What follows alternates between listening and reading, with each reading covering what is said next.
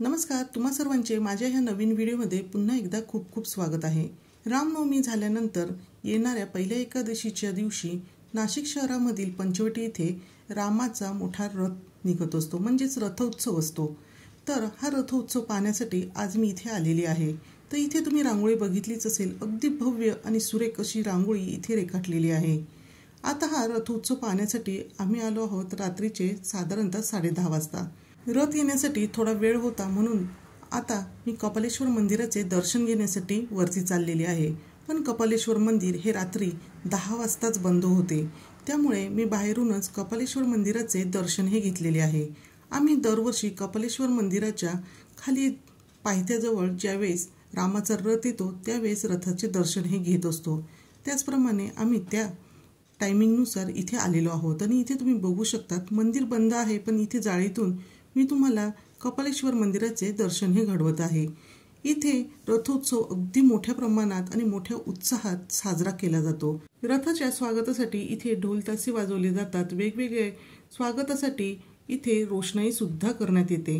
आता इथे जी छत्री दिसत आहे त्यामध्ये एक गुरुजी आहे, त्यांना म्हटले जाते बुवा। तर ते हे नवरात्राची 9 दिवस मनोभावे श्री रामाची पूजा करतात, त्याचबरोबर ते उपवास सुद्धा धरतात आणि ते रामाचा जो रथ आहे तर त्याला पाठ न करता रामाच्या रथाकडे तोंड करून असे उलट्या पावलांनी मागे मागे चालत असतात।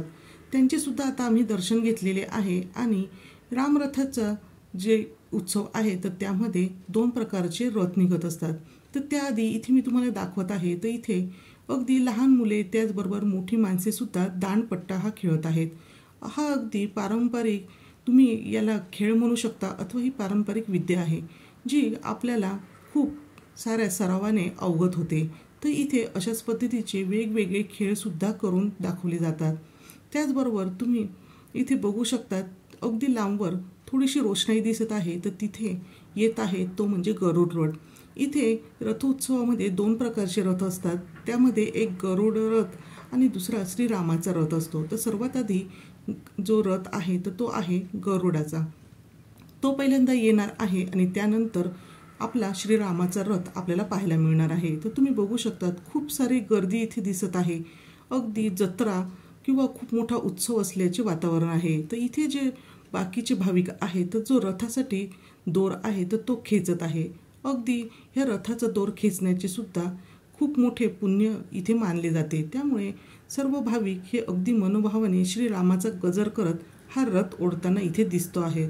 हे दोनही रथ एकादशीच्या दिवशी काळाराम मंदिराच्या इथून संध्याकाळी 4:30 ते 5 वाजेच्या दरम्यान रामनवमीनंतर निघत असतात आणि ह्या रथाचा मार्ग हा ठरलेला असतो, त्याच मार्गाने हे रथ येत असतात आणि ह्या रथाचा अगदी शेवटचा जो मार्ग आहे तो म्हणजे रामकुंड। रामकुंडावर येऊन हे दोनही रथ थांबतात आणि त्यानंतर हे जे रथोत्सव आहे तर तो समाप्त होतो। तर इथे तुम्ही बघू शकतात या रथावर सुद्धा बऱ्याच भाविकांची गर्दी आहे आणि रथाच्या मार्गामध्ये येणाऱ्या मंदिरांच्या इथे हे रथ थांबून आरती आणि ह्या रथाची पूजा वगैरे होत असते। आणि तुम्ही बघू शकतात ह्या रथावर खूपच छान अशी रोषणाई केलेली आहे आणि खूप सुंदर असा हा रथ इथे सजवण्यात आलेला आहे।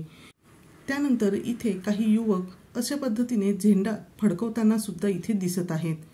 इथले जे रथाचे उत्सवाचे वातावरण आहे तर ते अगदी आनंदमय त्याचबरोबर भक्तिमय झालेले असते आणि रात्र कितीही झाली तरीही त्या रात्रीची जाणीव सुद्धा आपल्याला इथे अजिबात होत नाही। आता तुमच्याशी बोलता बोलता दुसऱ्या बाजूला जो श्रीरामांचा दुसरा रथ आहे तर तो सुद्धा आलेला आहे आणि आता आपण त्याचे सुद्धा दर्शन घेणार आहोत। तर तुम्ही बघू शकतात अगदी फटाक्यांची रोषणाई सुद्धा आहे, त्याचबरोबर आतिषबाजी सुद्धा इथे आपल्याला दिसून येत आहे आणि असे हे छान क्षण टिपण्यासाठी बरेच जण मोबाईल घेऊन व्हिडिओ सुद्धा इथे काढत आहे आणि आधी ज्या पद्धतीने दोर खेचला जात होता त्याच पद्धतीने ह्या रथाचा सुद्धा दोर खेचून हा रथ पुढे ओढण्यात आलेला आहे। रथ ओढताना इथे पूर्णपणे सावधगिरी बाळगली जाते, जेणेकरून रथ ओढताना अजिबात गर्दी अथवा चेंगराचेंगरी होऊ नये। त्याचबरोबर रथावरून वेगवेगळ्या सूचना दिल्या जातात, त्या सूचनांचे पालन करत बाकीचे सर्व भाविक हे रथ ओढत असतात आणि तुम्ही इथे जर अशाच पद्धतीचा रथाचा उत्सवाचा आनंद घ्यायचा जर विचार करत असाल तर तुम्ही सुद्धा पुढच्या रामनवमीच्या पहिल्या एकादशीच्या दिवशी नाशिक येथे येऊन असा या रथोत्सवाचा आनंद नक्कीच घेऊ शकतात। नाशिकमधील पंचवटी येथे हा रथोत्सव खूप मोठ्या प्रमाणात साजरा केला जातो आणि या रथाच्या स्वागतासाठी मार्गामध्ये मोठ्या मोठ्या रांगोळ्या घातल्या जातात। त्याचबरोबर फटाक्यांची आतिषबाजी, फुलांचा वर्षावही केला जातो। आणि अगोदर जो आपण रथ पाहिला त्याचप्रमाणे हा आहे श्रीरामांचा रथ आणि हा रथ सुद्धा अगोदरच्याच रथाप्रमाणे अगदी सुंदर रोषणाईने सजवलेला आहे। त्याचबरोबर फुलांनी सुद्धा अगदी सुंदर या रथाची सजावट केलेली आहे आणि या रथाचे दर्शन घेण्यासाठी इथे सुद्धा भाविकांची प्रचंड प्रमाणात गर्दी आहे। आता हा जो रथ आहे तो रामकुंडावर येता येता रात्रीचे साधारणतः 11:30 ते 12 वाजतात। रामकुंडावर या रथामधील श्रीरामाच्या मूर्तींचे अभिषेक त्याचबरोबर पूजा वगैरे होऊन हे दोनही रथ पुन्हा काळाराम मंदिराच्या इथे नेले जातात। अशा पद्धतीने आज मी इथे रथोत्सव बघितला आणि त्याचा छोटासा व्हिडिओ तुमच्याबरोबर शेअर केलेला आहे। तर असा हा श्रीरामांच्या रथोत्सवाचा व्हिडिओ तुम्हाला कसा वाटला हे मला कमेंट करून नक्कीच सांगा आणि जर व्हिडिओ आवडलेला असेल तर व्हिडिओला नक्कीच लाईक करा आणि जास्तीत जास्त लोकांपर्यंत शेअर करा। आणि हो, जर तुम्ही या चॅनलवर नवीन असाल तर चॅनलला सबस्क्राईब करायला अजिबात विसरू नका। पुन्हा भेटूया असेच एका छानशा आणि नवीन व्हिडिओ सोबत।